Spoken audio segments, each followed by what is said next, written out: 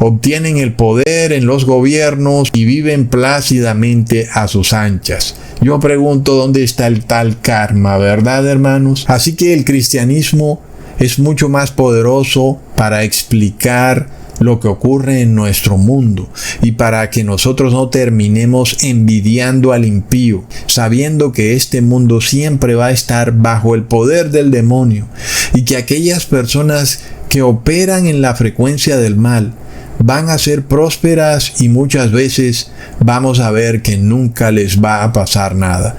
Sin embargo, el ciudadano oriental, con todo y que profesa una religión que no puede explicar la realidad como lo hace la Biblia, sigue actuando de una manera mucho más moral que el ciudadano occidental. Y ya vemos que el problema radica en que estamos en una terrible apostasía causada por líderes religiosos que enseñan que Dios te va a recibir tan pecador y tan malo como seas, y que en el peor de los casos te enviará a un supuesto purgatorio, que ya sabemos que no aparece en la Biblia, y que supuestamente estas iglesias o religiones te enseñan que tu familiar en la tierra te va a poder sacar del purgatorio haciendo cierto tipo de penitencia. Plop.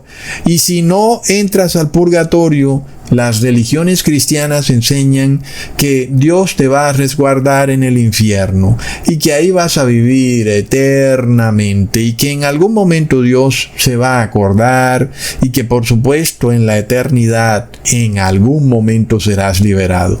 ¿Y dónde me dejan la prédica del buen ladrón? Esa prédica que escuchamos frecuentemente de líderes cristianos en donde tú puedes pecar todo lo que quieras porque Dios te va a permitir que te arrepientas hasta el último minuto de tu vida.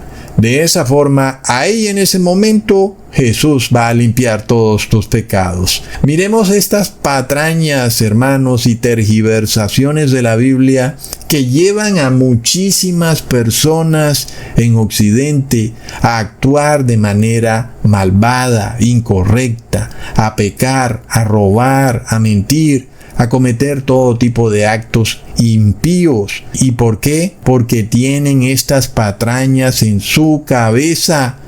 Es de locos, hermanos. ¿Y hasta qué punto ha llegado esto que nuestra sociedad está colapsando? Y lo peor de todo es que esto no va a retroceder porque el algoritmo de YouTube esconde estos videos. Las personas no pueden apercibirse y no pueden entender que el purgatorio no existe, que el infierno es mentira, que cuando tú pretendes ser el buen ladrón terminarás siendo el mal ladrón y sobre todo que la sangre de Jesús no puede ser usada para pecar de continuo impunemente, que si no buscas el arrepentimiento, Jesús no va a expiar tus pecados y te vas a perder para siempre. Esto es lo que deberían saber las personas de forma urgente.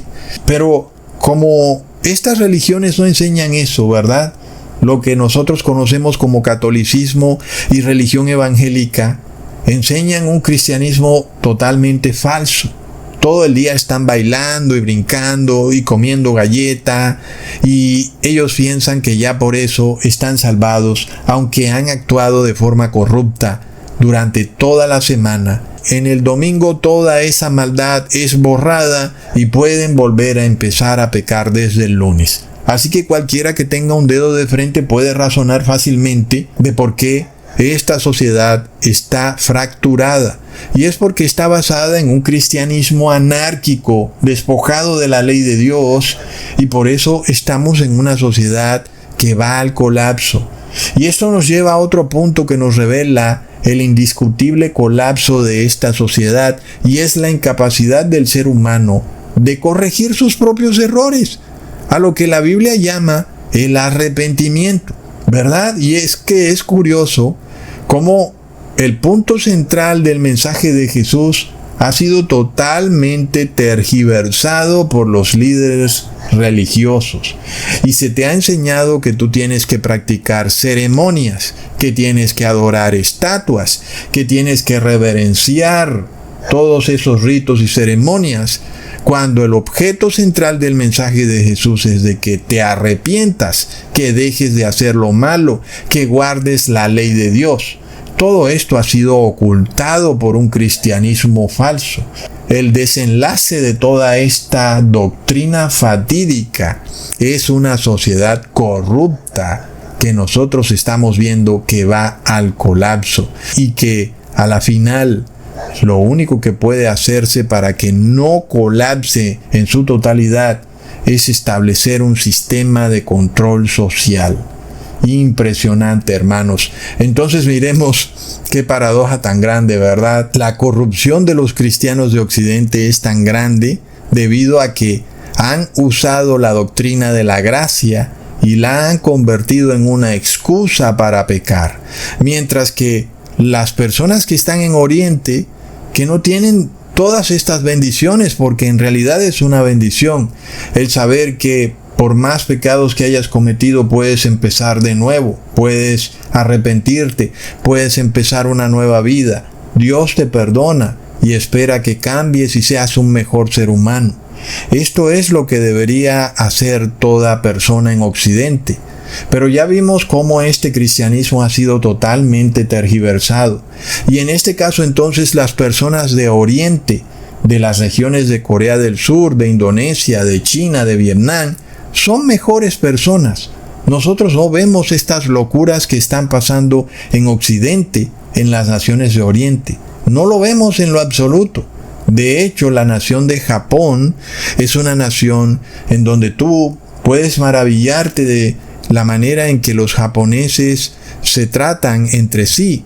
Jamás vas a ver este tipo de comportamientos erráticos en donde 20 japoneses entran a una tienda y se roban todo lo que hay y luego se van, ¿verdad? Eso en sí debería como que estremecernos al nivel al que ha llegado la apostasía del cristianismo.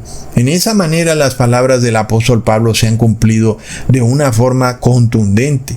Y por eso los gobernantes, viendo el colapso inminente de Occidente, están tratando de restaurar las tradiciones, de restaurar la religión cristiana, lo cual es algo como irónico. Es que la religión cristiana es la que ha causado el colapso. Y ellos dicen, vamos a solucionar el colapso imponiendo los dogmas del Papa de Roma a la fuerza. Pero es que eso es lo que ha causado el colapso. Impresionante. Entonces, el cristiano del siglo XXI roba porque la religión católica enseña que lo único que debes hacer es rezar unas cuantas Ave María y unos cuantos Padre Nuestro y puedes quedarte con el botín. No ha pasado nada. Claro que eso es bastante fácil y resulta que nada de eso lo enseña la Biblia. La Biblia enseña que si tú quieres entrar al cielo, debes devolver lo robado. ¿Verdad, hermanos? Así que nosotros no estamos hablando nada más por hablar. Miremos que estamos ante un marco teórico con el que podemos entender por qué están pasando las cosas que están pasando. ¿Por qué a nuestros gobernantes se les está ocurriendo unir la iglesia y el Estado? Y es que ellos tienen esta preocupación, el problema del colapso moral de Occidente, el problema de la incapacidad de sus habitantes de comunicarse entre sí, el aumento de esta tendencia de peleas masivas que pronto va a desembocar en una terrible revolución. Este mal funcionamiento de la raza humana es algo que nos revela un punto de inflexión en la historia del mundo. Sin embargo, los hombres no quieren arrepentirse porque parece que precisamente están perdiendo la capacidad de arrepentirse. Y eso en sí mismo es todavía peor. Y cuando nosotros tenemos a millones de personas que no se pueden arrepentir, por supuesto que tenemos a seres humanos dispuestos a hacer el mal, a mentir cínicamente, sin que les importe nada. No estamos hablando de 10 personas, ni de 100, ni de 500. Hablamos de millones de personas que se levantan diariamente a hacer el mal. Entonces, ¿qué podemos esperar de esta sociedad? ¿Verdad, hermanos? Ya el ser humano no corrige su ira como que no hay nada que lo frene. Pero para colmo de males, el mismo Estado apoya esa manera de actuar de las personas. Si alguien te tira un vaso de agua, el Estado condena a la persona que te tiró un vaso de agua. ¿Qué delito es ese? ¿Verdad, hermanos? Yo pensaría que el delincuente es aquel que responde desproporcionadamente ante algo que no te va a causar ningún mal. Que te tiren un vaso de agua, vamos, puede ser un poco tolerante al menos. Estamos ante personas que actúan de forma implacable, que son intolerantes, como están descritas en la Biblia, cada vez son peor. Y finalmente la policía no puede controlarlas. Es decir, cuando uno ve en las redes sociales estas peleas masivas, tú puedes tener la seguridad que un día esa pelea se va a contagiar a toda la ciudad. Hermanos, de esta forma la profecía nos dice que después de que se instaure este sistema de inteligencia artificial con vigilancia biométrica, deben transcurrir 7 años. Al 7º año el pueblo de Dios será liberado. Y finalmente tenemos que mirar desde dónde empezamos el conteo, sea desde el año 2024 o desde el año 2027. Ahora, ¿por qué la inteligencia artificial debe colapsar? Porque alguien dirá, el mundo va a seguir siendo igual, o mejor, porque ahora la inteligencia artificial va a vigilar que cada ser humano se comporte adecuadamente en la sociedad. Ahora viviremos en paz y tranquilidad, porque aquella persona que se comporte mal recibirá de inmediato el castigo que solo puede ejecutar en tiempo real la inteligencia artificial.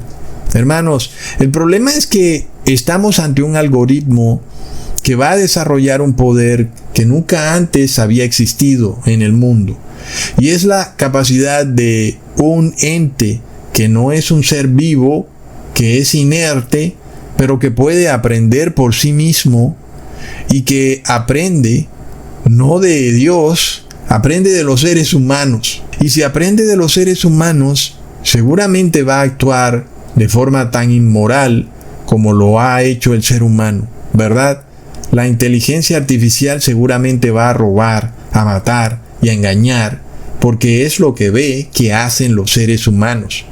La inteligencia artificial desarrolla la capacidad de aprender, pero va a aprender de una raza que va al desastre. Y eso nos lleva a un punto clave. La inteligencia no es sabiduría.